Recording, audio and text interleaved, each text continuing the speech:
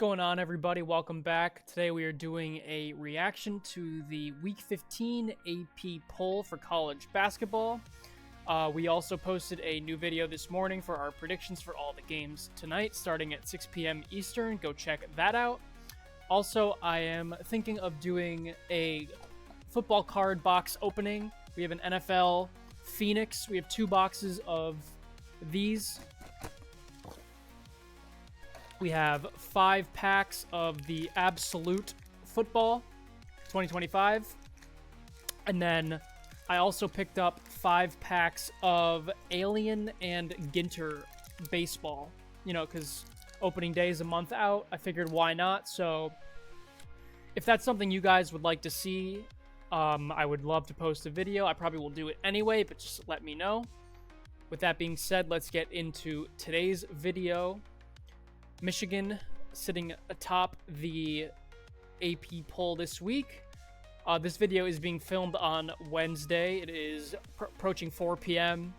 So we know a couple of these teams have lost, like Arizona, like Nebraska, like Wisconsin, Texas Tech, St. Louis.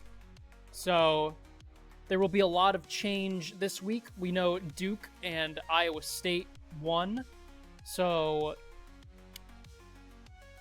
we should assume that Houston might move below Iowa State. Maybe not. Maybe they'll be a little closer. And Duke. I'm thinking Duke might move above Houston. So I'm thinking Duke goes above Houston, then Arizona, then UConn, then maybe Iowa State, and then Houston. Something like that. Not entirely sure. I think Nebraska's going to get pushed down a lot. Purdue's going to get pushed down a little, kind of depending on what happens with Michigan and Duke. They play on Saturday. We have Arizona and BYU tonight. BYU might get pushed out of the top 25 if they lose this game. Alabama and Arkansas, the loser, might get pushed out of the top 25 tonight. Louisville lost yesterday to SMU. We can assume that they may get pushed to 25, 24-ish area. Wisconsin might get booted. It's tough with Wisconsin because they lose to bad Big Ten teams like Ohio State and then beat Michigan on the road. Makes no sense. Same with Texas Tech. They lose at Arizona State but then beat Arizona. It does not make sense. We also had St. Louis and North Carolina lose yesterday. We can assume North Carolina probably won't be punished too much, considering their star player is out. And then St. Louis, I think it's about time that they got put below Miami of Ohio, who is still undefeated. They beat UMass last night. Wisconsin lost, as I said. Nebraska and then Arizona State beat Texas Tech. There's one last game, which is Michigan State. They beat UCLA. If you know UCLA, they are just, I don't even know how to put it. They're just like chalked. They are absolutely chalked. You see Mick Cronin, what he did with his player. I mean, getting a flagrant foul down 27 is not really a defendable action, I guess, but still, I don't think either of them are in the right, but Mick Cronin's a grown man. We got St. John's playing tonight. They are playing against Marquette. They should be fine. UConn's playing tonight. They should be fine. Arizona is on upset alert, I will say. This is a potential for them to drop 3 games in a row. I want to say they won't lose at home to BYU, but I didn't think they would lose at home to Texas Tech. This here kind of bothers me. I think Florida should be above Gonzaga just because, yeah, Florida's lost more games, but look at who they've played. They've played such a harder schedule than Gonzaga. And Gonzaga lost by 40 to Michigan. I didn't see Florida lose by 40 to Duke or UConn, or they may have played Kansas. I think this weekend is going to tell us a lot about college basketball, strictly because we have Michigan and Duke playing. And then, what is it? Arizona and, is it Houston this weekend? I don't even know who it is. But we're going to learn a lot about college basketball. If Duke if Duke destroys Michigan, it's very interesting. I think there's a lot of parity then among the top teams. But if Michigan just even wins, I think the game is in Cameron Indoor. If Michigan even wins this game, I think it's over. Like, the only team that can beat Michigan, if Michigan beats Duke this week, is a healthy UConn. I'm telling you right now, UConn isn't like a dark horse. Like, you want to say Illinois is a dark horse in the tournament. You want to say Texas Tech's a dark horse in the tournament. You want to say Miami, Ohio is a dark horse. Dude, UConn is a dark horse. Nobody is talking about UConn right now. I think they think that the Big East is weak. Whatever they think, I don't really care, because you always see those, last 21 of the last 22 teams that have won the national championship have been this, except with the outlier of UConn. UConn is like the outlier program. I think it's their year this year. I think they will see Florida again in this bracket, and they will avenge them. Maybe. I think it'll be a good game. I think that Florida doesn't have Walter Clayton this year. UConn has a very similar team. They have solo ball. Give me the nuts. Give me UConn. I would say the most overrated team on here right now is Nebraska, only because they're down a couple players and they've been dropping some games. I think Arizona's still good. Like I've said in other videos, they did only beat UConn because UConn was missing 2 players. So I think UConn should be above Arizona now. I think if Michigan beats Duke, I think UConn should be above Duke. And I think Houston, now that they've lost to Iowa State, they should be below UConn too. I really think UConn is the number 2 team, if not the number 1 team in the country. Texas Tech and Wisconsin are those 2 teams that, like, you could include Michigan State. I think I will include Michigan State just because they're lost to Minnesota on the road, but then they'll beat good teams at home. I mean, they lost to Michigan, but it's Michigan. Texas Tech and Wisconsin are very, like, weird. Like, obviously, Wisconsin and Texas Tech both just lost to unranked teams on the road after beating ranked teams on the road, borderline top championship contending teams on the road. I don't really know. I don't want to, like, kick them out of the top 25 because I arguably think that right now Wisconsin and Texas Tech deserve to be above North Carolina with their injuries. I think they deserve to be above St. Louis with their loss to Rhode Island. I think they realistically deserve to be above Miami of Ohio, but you can't really hate on them for not having anyone on their schedule. It's one of those things. You could have a lot of people on your schedule in 2024, and then 2025 will be here, and it's a bunch of nobodies. They haven't even played a quad 1 opponent, I don't think. So we'll learn a lot about Virginia tonight. They go on the road against Georgia Tech. I think Virginia's very good defensively. I'm going to check right now if they've played Duke. If they even so much as played them and kept it close, I think that it could be a very good year for Virginia. They have yet to play Duke. They play them on the road only. They lost to Butler in non-con. They beat Texas by 20 in non-con. So it's a little interesting, but we do have them winning. If you watched our video from today, we do have them winning their game today. But they are one of those teams that people are kind of skeptical on. I think that's why the committee has them so close to Michigan State, which is one of those teams that's kind of night and day with how they play. Same with North Carolina, same with St. John's, same with Vanderbilt, same with Arkansas, same with Louisville.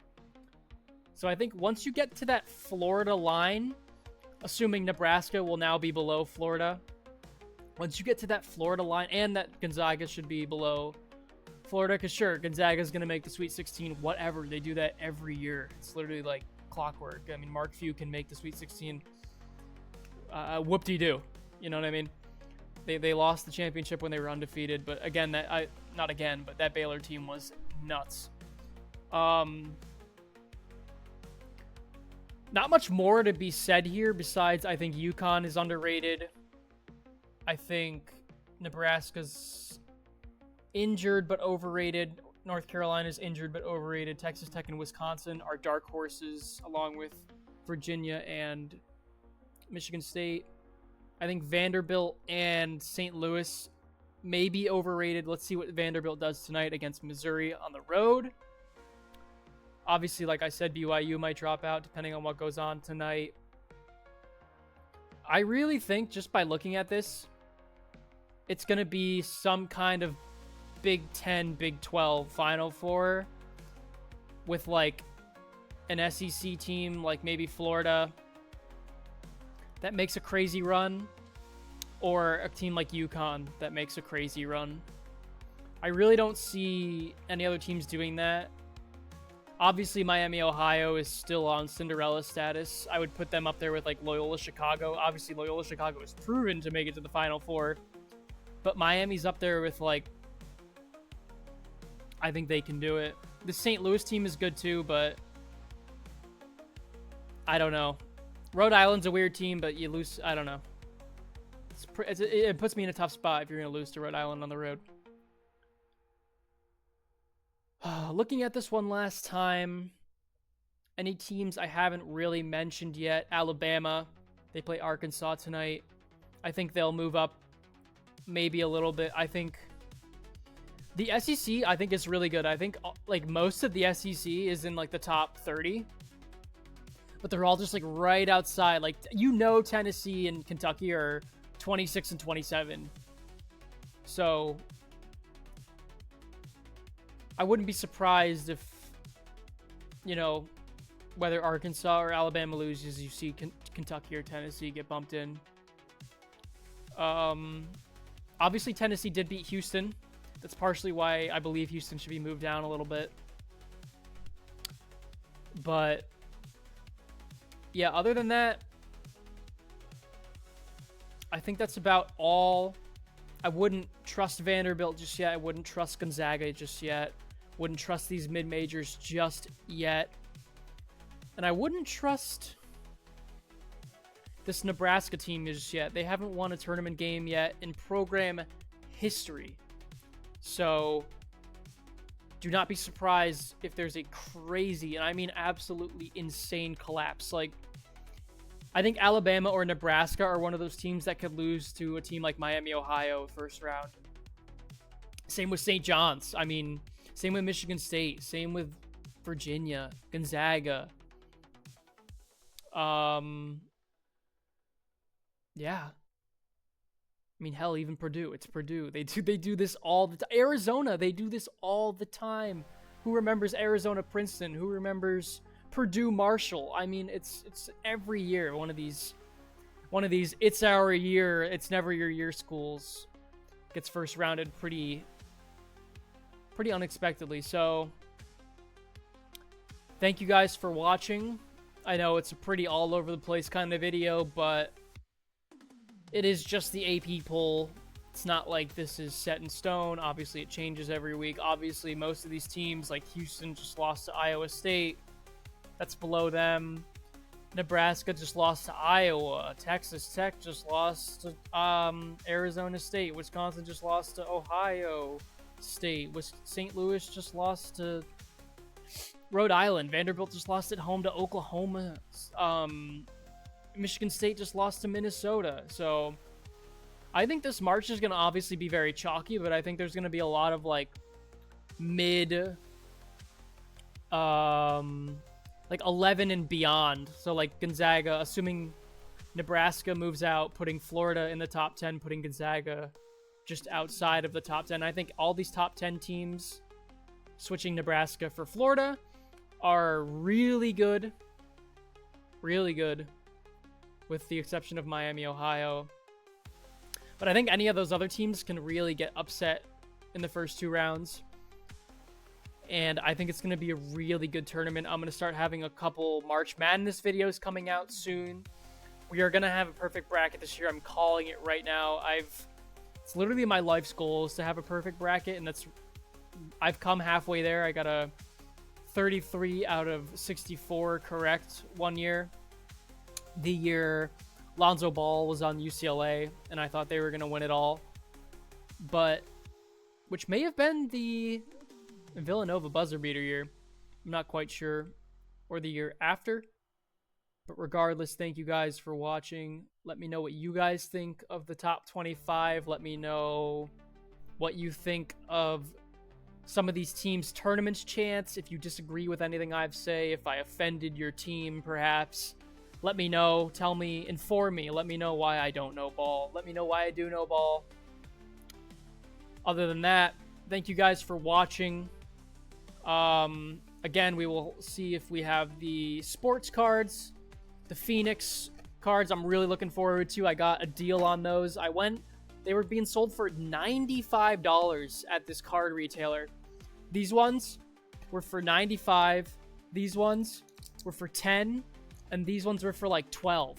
I went to Best Buy, got this for $50. $7 a pack. $7 a pack. All under $200. It would have been $200 just for these two things alone.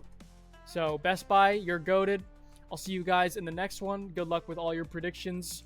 Let me know what you think of the AP poll. Let me know what you're hoping for March Madness.